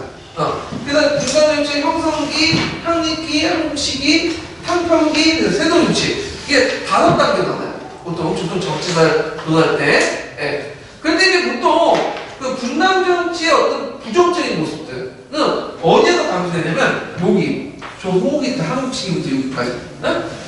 그래서 보통 이제 시당자들이 살았던 시대가 이 시대죠. 그러니까 시당자들의 분당까지 좋게 살지 못했어요. 안 좋을 수밖에 없어. 왜냐면 권력 다툼하고 싸우고 그러니까. 그러니까 이제 그 당시에 분당 정치에 대한 시당자의 글들이 거기에 보시면 알겠지만 되게 부정적이에요. 상당히 교재를 보면. 그러니까 이제 당연히 잘못된 기록을, 그러니까 부정적 기록을 이렇게 적어놨고, 근데 일제 애들이 좋죠. 일본 애들이 조선을 갔을 때 신중기록을 공사하고 했다고 했죠. 얘들 특징 뭐야? 일단 가설을 만들어놓고 그 가설을 만든 사료들 다 끄집어내는 거야. 요번 사료들은 끄집어내지 않고 주로 어디만 한국 이외에 말폐화된, 그러니까 분당 정치가 말폐화된 붕괴된 모습들만 강조되는 거예요. 그래놓고 조선 논도는 너희들은 망한 이유는 우리가 망한 게 아니라 너희들이 서로 싸웠기 때문에 망한 거다. 조선의 피가 원래 그렇다. 그러니까 내가 망한 게 아니라 너네는 선조들이 쓴 책에도 분명히 나와있지 않느냐. 그래서 이제 입증을 한 거야. 그래서 이걸 그 사회사는 그러니까 전후 맥락을 다 빼고 요것만 다 부각시키면서 편집을 한 거죠. 네. 그래서 이제 뭐냐면 단파성론이라는 시민사관을 형성을 했다. 그 예전에 한번 시험 문제 나왔던 거 아니에요.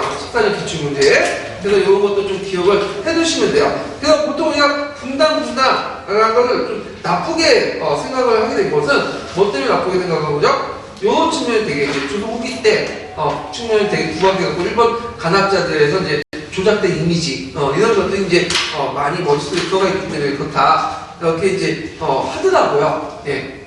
그런 것들 좀 기억을 해주시면 되고 자 그다음 분당에 이제 출연을 이제 보게 되고요. 그럼 밑에 보면 이제 쭉 이제 분당에 이제 과정을 이제 쭉 나왔는데 잠깐 이제 살펴볼게요. 자 홍보판 살인파가에서 사과가 일어나고 분당이 이제 살인파가 완전히 권력을 장악한 건 언제 때다? 선조 때요, 선조 때. 그래갖고 선조 때 이제 있다가 이제 이조 전량지의 문제를 불렀다고 동인과 서인이 어떻게 돼요? 대립되죠. 그래갖고 이제 있다가 나중에 이제 그 동인안에서 또 세율 체포 문제, 체포 문제나 하여튼 정철의 건전이 문제라고 하죠. 예. 그 등등해가지고 이제 북인과 또 남인이 분열되고 그 다음에 이제 그 정처 어떻게 처벌할 것인가 이거 나중에는데 하여튼 이렇게 분열되고요. 자 강해군 때 대북적도 있다가 인조 때 서인이 집권하죠. 그래서 남인과 서인이 공존했다가 후에 이제 호정 예정 거쳐 그러니까 호정이나 현정 거쳐 예성 문제가 일어나서 서인과 남이 대입하고 이런 과정도 있는데 구체적인 내용도 이제 하면서 이제 할 거예요. 자 그러면 이제 분당의 배경을 보죠. 자 분당의 배경은 정치에 참여하는 양반 수는 이제 뭐냐면 많아지는데 간직과 경제특권 선정됐어. 양반들은 다른 상공업에 종사를 할 수 없죠. 물론 종사를 할 수 있는데 상공업에 종사하는 순간 어때? 자신의 지위가 떨어지잖아. 양반은 이제 아니죠. 그러니까 주로 이제 간직이나 이런 것들 이제 둘러서 경제적으로 특권을 얻는 방식으로 해야 되는데 파이는 이제 그대로인데 거기에 참여하는 사람 많은 건 어떻게 돼요? 싸우잖아요. 지금도 우리가 왜 인명개입을 왜 싸우고 있어? 막 보면 지네들끼리 막 물어뜯잖아. 인구생끼리. 그냥 파이가 뭐 1년에 한 1000명씩 뽑는다. 안 싸우죠. 여유가 있는데 지금 뭐 다해봤자 200명 뽑으니까 전국 단위로 싸우는 거야. 파이가 한정되는데 그걸 먹으려고 하는 사람들이 너무 많기 때문에 그런 거죠. 자 거기에다가 이제 이념과 학파의 차이. 그래서 예를 들어 서인은 이쪽, 남인은 이양 쪽, 북인은 조식세요. 그다음 척식세요. 척식세가 뭐죠? 외척이죠.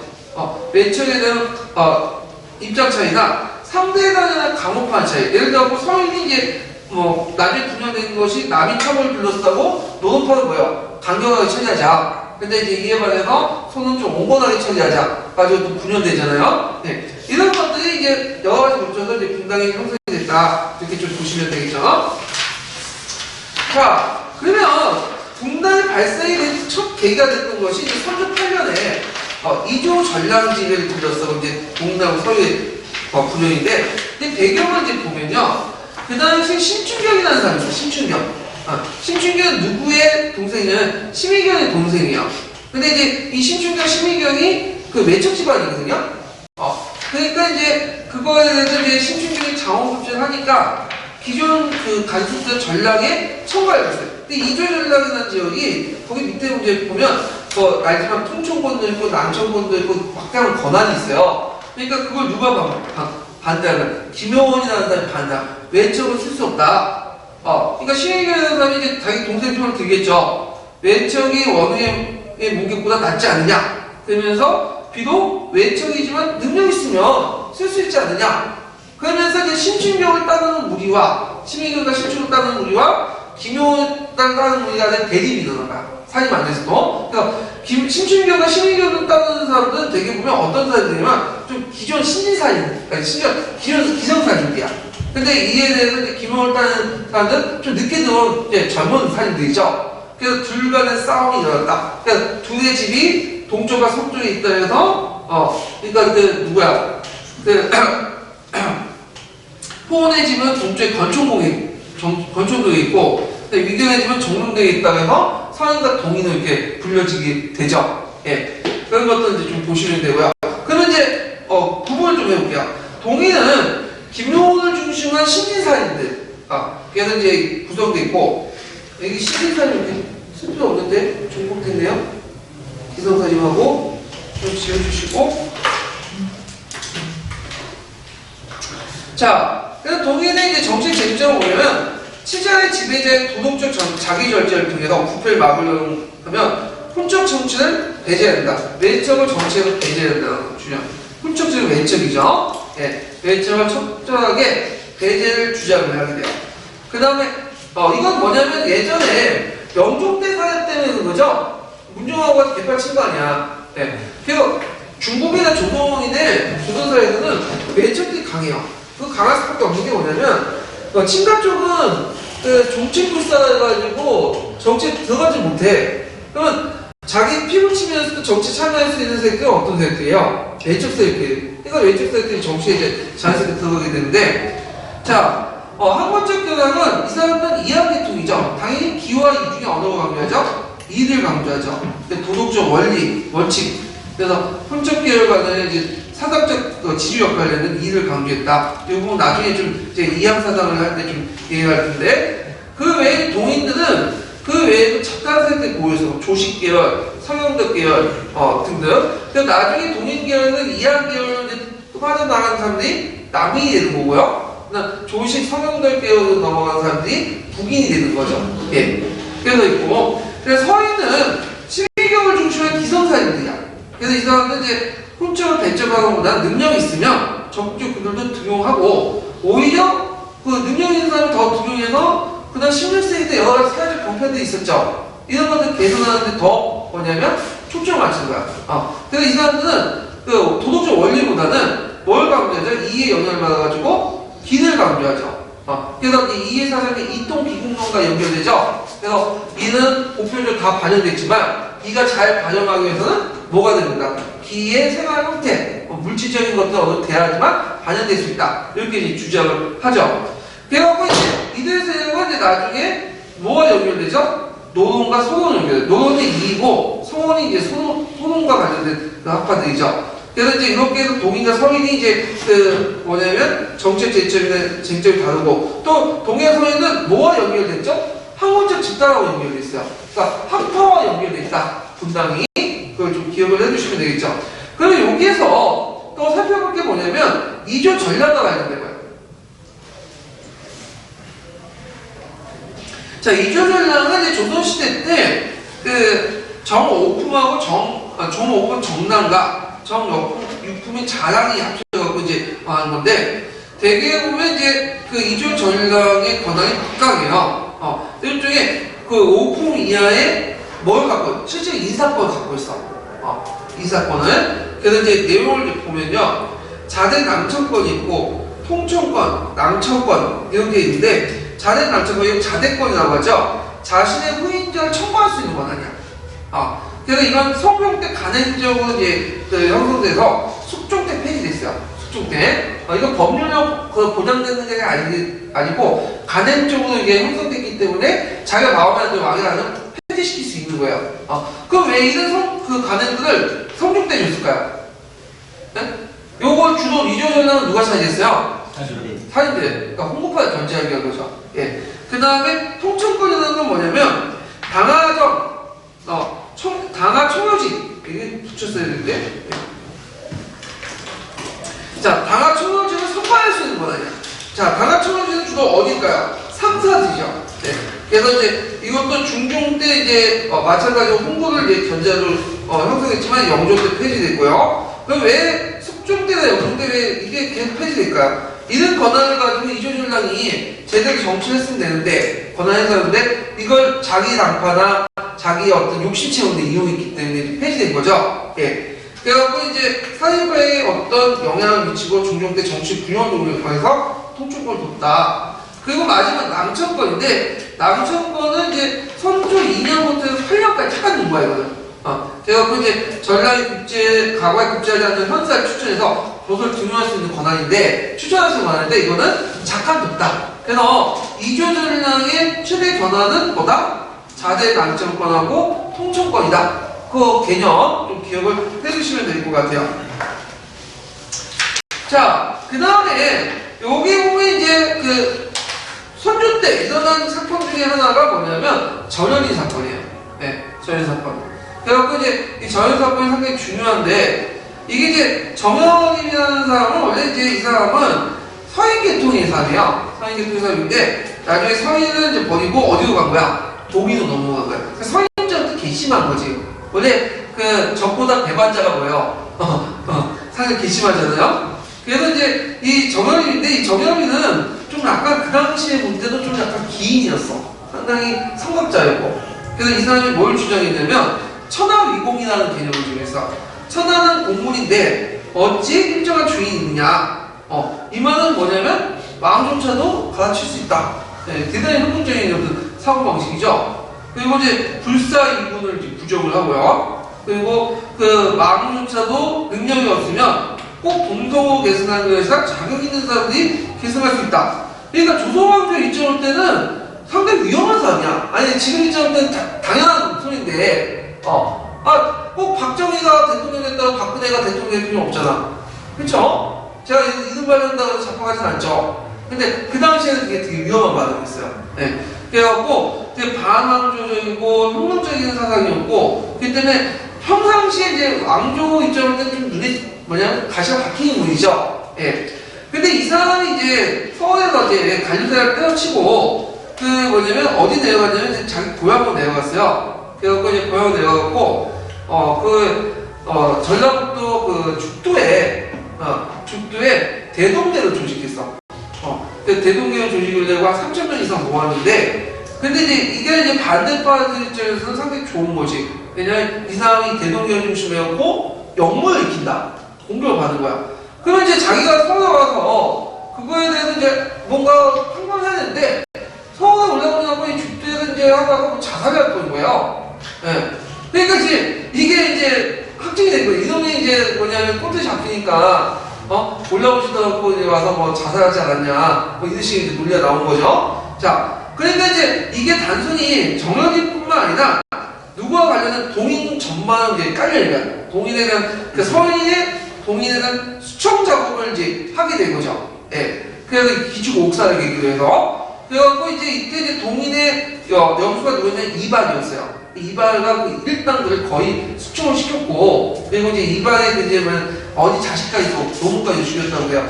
그때 위관이었던 사람, 그러니까 오늘날 특별검사 정도 사람이 누구였냐면 그 유명한 정철이죠.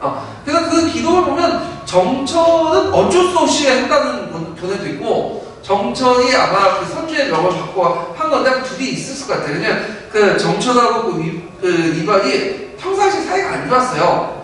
그래서 이제 위관이 담당하니까 선주도 또 압력하고 인원들 다 제거해가지고 다 엮였죠. 그래서 편지만 주고받아도 뭐 정영이만 편지를 주고받아도 다 죽여고. 그래서 그때 한 3,000명 정도 그냥 죽었다고 해요. 그래서 이걸 기축옥사라고 해갖고 상당히 유명한 사건인데 그래서 이 기축옥사를 계기로 해갖고 초창기 때 이조 전량 때는 누가 우세했냐면 동인이 우세했거든요. 근데 기축옥사 중심에는 다시 누구 넘어간 거야? 서인으로 넘어간 거야. 그런데 이제 서인이 강성해지니까 또 선조의 입장을 때는 또 이게 마음에 안 든 거야. 왜냐면 한쪽 분당이 또 강하면 안 되잖아. 그러면서 이제 아니까 이제 자기가 예전에 한번 좀 죽였던 또 누굴 키워야 되겠죠? 동인을 키울 필요가 있겠죠. 그때 이제 무슨 사건이 일어나냐면 건조의 사건이야. 건조의. 이 건조의는 뭐냐면 그 당시 이제 그 선조가 정배의 아들이 없었어요. 후배들만 아들이 있었거든요. 그래갖고 이제 그 당시 이제 그 뭐냐면 세자 책봉을 해야 되는데 이 사람이 세자 책봉 안 한 거야. 후공을 안 해주는데.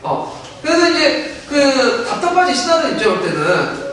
근데 세자 책봉을 하고 건의를 하면 이 또 왕조에도 되게 위험한 게 뭐냐면 너는 내가 지금 창창한데 세자를 말고 세자 만들어가지고 세자한테 붙으려고 하지 이런 논리가 나오잖아요. 그러니까 왕이 스스로 말하기 전에는 위험한 건데 그때 이제 그 정철하고 뭐 이산해나 이런 사람들이 모여가지고 세자 책봉을 하자 우리가 같이 올리면 좀 피해가 리스크가 분산될 거 아니야. 근데 이제 딱 갔는데 이산해나 이런 사람들은 그냥 말해놓고는 그날 안 말했어요. 그냥 침묵하고 누가 말하냐면 정철이 얘기한 거야. 정철이. 그러니까 이제 정철이 이제 요참에 이제 한번 찍어보려고 했는데 정철이 말하니까 잘됐다 해가지고 정철 괘씸한 연골죄 엎어가고 이제 처벌하자 해가지고 이때 불거진 사건이 건조이죠.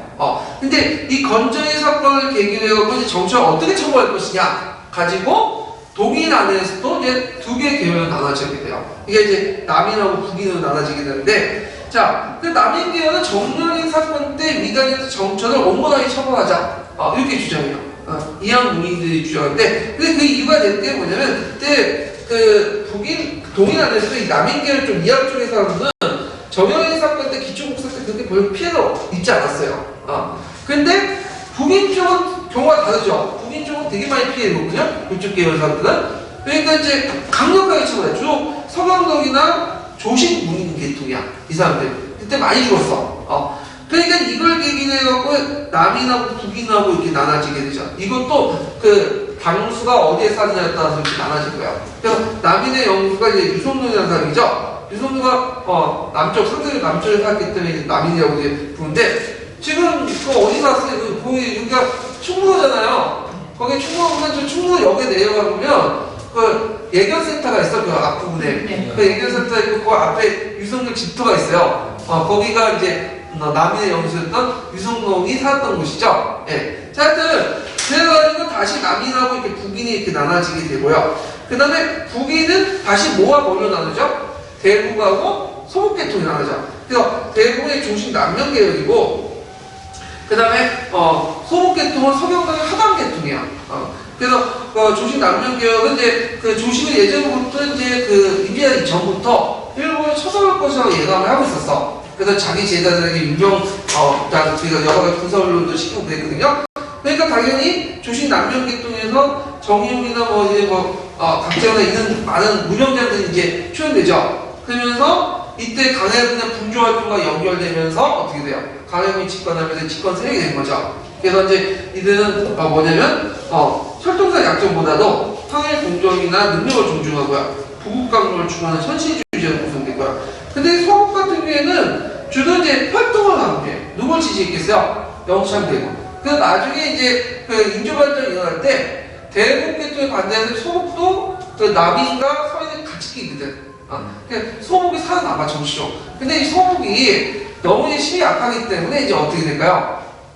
나중에 남인 세력에 포함이 돼요. 그래서 이 세력들이 이제 후에 그 오리지널 남인들은 영남 남인이 되는 거고, 그 소북이 들어간 남인들은 극리 남인 출신이 되는 거죠. 그래서 대개 신학자들은 어느 계통이 맞냐면 소북 계통과 결합된 극리 남인 출신들이 많아요. 네, 그 계보들을 이루고 있다라는 걸 좀 기억을 해두시면 될 것 같아요. 자, 그러면 관련된 기출 문제를 한번 볼게요. 지도서 283페이지 보세요. 이거 했네. 네, 했고, 뭘 보냐면 이제 그 천재교육 117페이지 한번 보면서 정리 좀 해볼게요.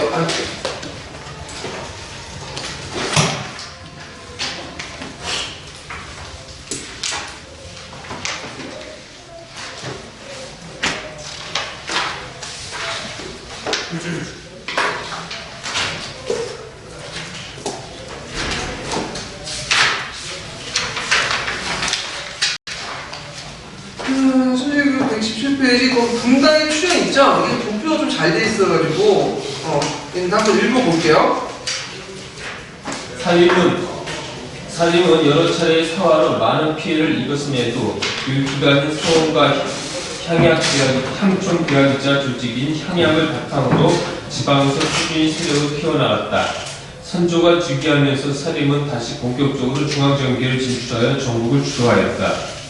그러나 살림 세력에서 정치 개혁의 방향과 관리 인사에서 중요한 역할을 맡고 있는 이조 전랑의 인명 문제를 둘러싸고 대립이 생겼다. 이조 전랑 자리를 두고 신진살림을 대표하는 김용원과 위척가문 출신의 기성살림을 대표하는 신의경이 대립하였다. 이는 척신정치에 대한 입장 차이에서 비롯된 것이었다. 신진살림은 철저한 척신정치의 청산을 통해 살림 정치의 실현을 주장하면서 동의를 이루었다. 반면 이 살림의 우호적인 척신들을 포용하고자 주장한 기성살림들은 서인을 형성하였다. 동의는 이황과 주식, 서경덕의 행운을 계승한 신진세력이 다시 참여하였고, 서인은 이의와 성원의 문인님만이 가담하였다. 이러한 살림은 학문적 경향과 정치적 이념에 따라 무리를 이룬 붕당을 형성하였다. 따라서 붕당은 학문적 성격과 정파적 성격을 동시에 띠게 되었다. 네. 그러면 관련된 이제 기출 문제를 풀어볼게요. 기출 문제는 몇 페이지 보시냐면요. 네.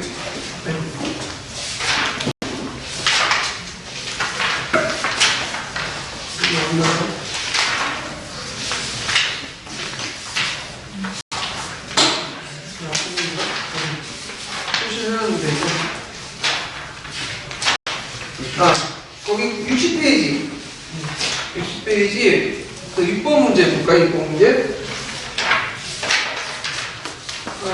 이게 이제 그 04년도의 기출 문제인데, 04년도가 02년도의 기출이네요. 자, 그 다음 사조의 가와 나에 나타난 분당의 인식차를 설명하고 가와 나의 분당 인식이 변하게 된 요인을 당시에 그 정치사 전개 과정에 관련해 두 가지 서술하시오. 이 내용이거든요. 자, 여기 이제 첫 번째는 뭐냐면 이제 그 정조왕이를 30과 60 역시 그 잘못됨을 말하지 않아 점차 분당을 이루어 군주로 하여금 위에서 고집하게 되니 이와 같은 이들을 능멸하는 것을 고치지 않을 수 없다. 이렇게 있거든요. 연산군 일기와 같은데 연산군 때는 누가 잡았겠죠? 훈신. 근데 연산군은 능상이나 이런 거 많이 죽였다고 하죠. 네. 근데 여기서 볼 수 있는 건 분당에 대해서 되게 부정적인 거야. 그러니까 한당 유학적인 어떤 분당을 볼 수가 있겠죠. 근데 이제 나를 보면요. 답하기를 진실로 군자라면야 당이 있어야 할 것을 염려할 것이 아니라 오히려 당을 적개적으로 염려해야 된다. 나 역시 그 주위의 말을 본받아 이 행동의 당을 들어가기 바란다. 자, 이 주위의 말은 뭐죠? 인분 이당설. 이건 선조 때 얘기죠. 동일의 견제 목적으로 말을 한 건데 여기서 이제 가는 이제 분당은 상당히 뭐냐면 부정적으로 받고 나는 하나의 분당의 왕조 정치에 입각해갖고 이제 공치주의에 입각해서 긍정적으로 봤다. 이런 내용들 적으시면 되겠죠. 그 다음에 이제 보면 가와 나의 있고 당시 정치사에서 관련된 두 가지만 서술하시오 이렇게 있는데 자 여기에서 이제 요 변화를 이렇게 한 것은 집권 세력이 누구 넘어갔다는 거죠? 홍보에서 사인으로 넘어가죠. 그래서 사인들이 어떤 식으로 넘어갔냐?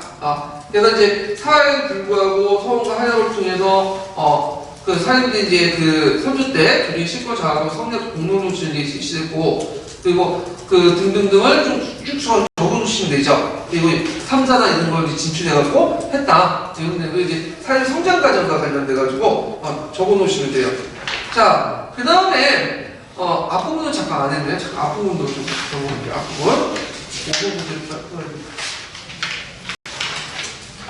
자, 조선의 문물제도가 정비된 성종 때 전후하여 새로운 정치 세력의 살인파가 등장하였다. 자, 이 살인파와 기존의 정치 세력의 hun부파를 구분 지을 수 있는 기준을 두 가지 쓰고 요 기준과 관련된 걸 제가 비교표 만든 거 있죠? 그거 보고 쓰시면 되고요. 중종 반정 후에 조광조 등 살인파 시절 개혁 정치 중에 성리학적 윤리지식을 보급하기 위한 노력. 아까 얘기했던 소극설 폐지하고 한약을 보급하고 그런 것들 이제 좀 적어주시면 되고요. 자, 5번을 보죠. 5번.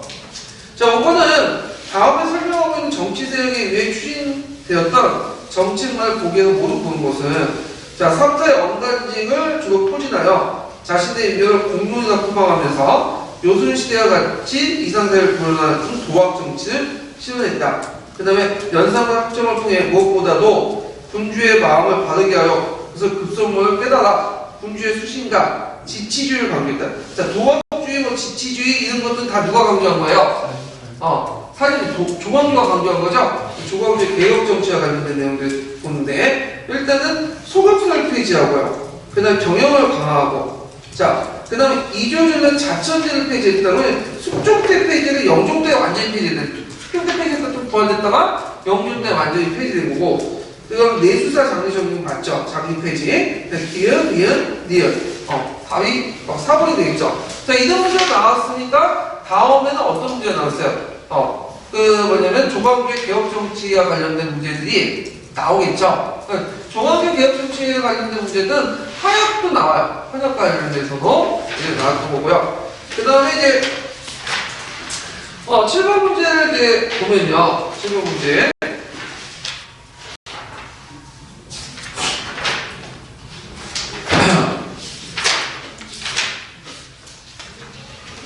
자, 7번 문제 들어갈 것은 다음은 그 조선의 정치 상황을 비판한 어느 수학자의 글이다. 자, 가와 나의 용어를 각각 쓰고 한글 표기도 가능하다고 되어 있고, 그 다음에 그 다의 과정에서 먼저 집권한 세력이 정치 집권의 어떤 배경다.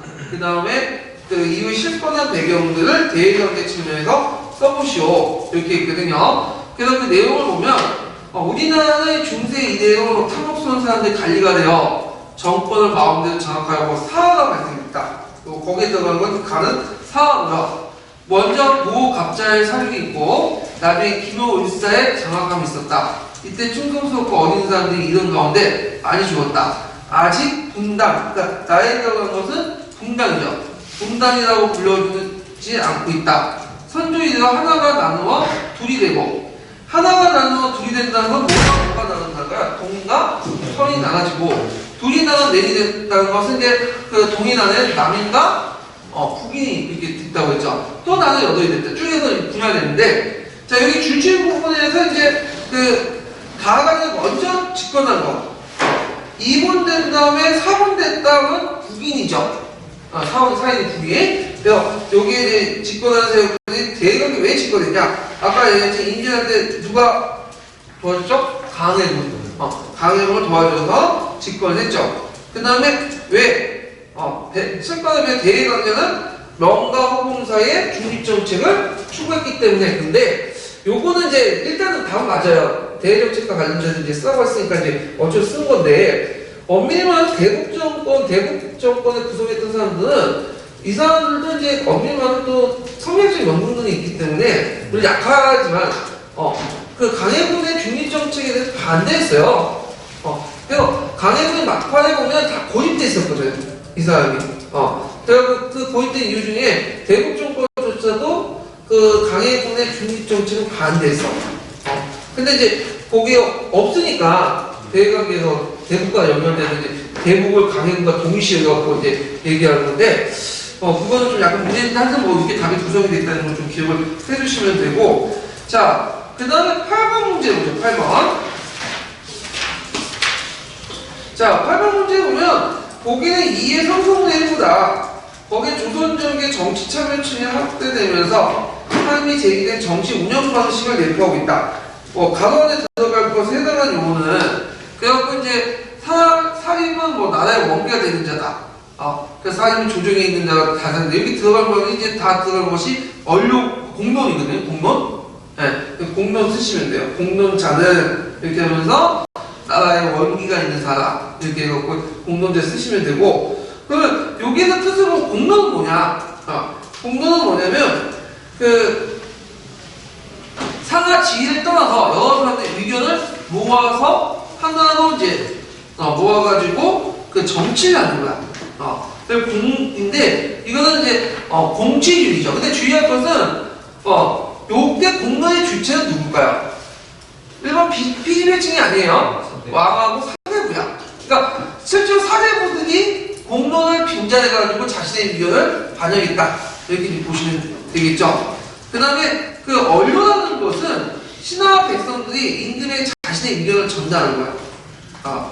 그래서 이제 이런 거 있고, 그 다음에 그 이런 내용들이 이제 있으니까 좀 기억을 해주시면 되고, 뭐 언권과 정권의 의미까지는 알 필요 없겠죠. 예.